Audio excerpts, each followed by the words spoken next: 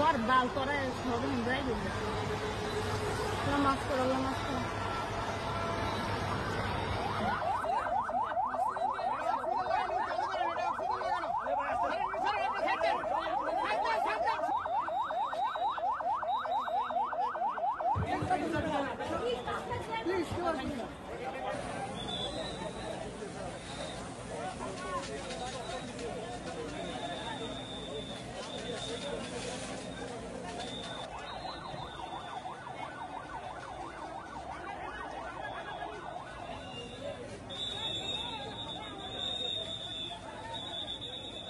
গেলাম গেটে যাওয়ার সাথে সাথে দেখলাম যে পিছন থেকে কি জানি একটা আসলো, মানে একটা আওয়াজ হলো আর পড়ে গেল, আর আগুন, শুধু আগুন আর ধোয়া বেরোচ্ছে, এইটুকু শুধু আগুন আর ধোয়া বেরোচ্ছে। এরপরে